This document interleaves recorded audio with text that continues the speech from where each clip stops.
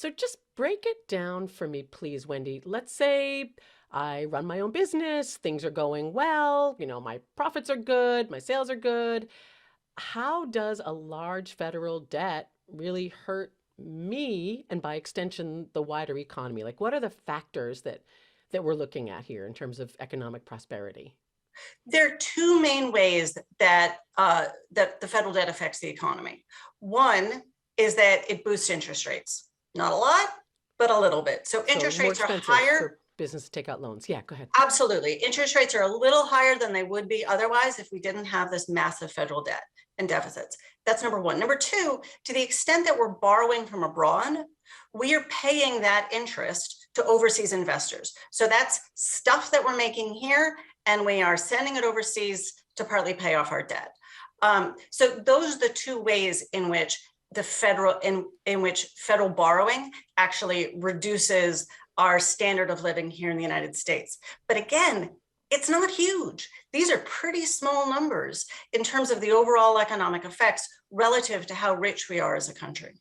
How about you, Brian? Anything to add to that to really just put it down to the Sure. granular level of, we hear these numbers, 20 trillion, 30 trillion in debt, but if my business is going well, is that really going to hurt me? Um, Not directly in the short term. I agree with Wendy. I think, kind of piggybacking on much of what Wendy said, I think in the short term, it can raise interest rates marginally. Right now, interest rates are low because other factors have been offsetting the effect of debt. It's not that debt doesn't raise interest rates, it's that we've had things like low productivity and demographics offsetting it, at least for now. But all else equal, it can raise interest rates, it can reduce investment, and backing up the point about how you're sending money overseas.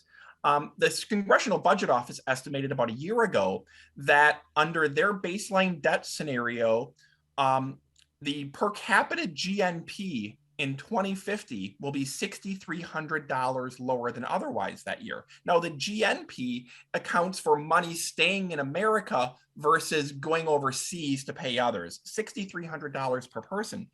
But I think there's maybe a bigger way that if I'm a business owner, I should be concerned, and that is debt and interest payments represent future interest costs that have to be paid through higher taxes, lower benefits, or if we go in this direction, inflation.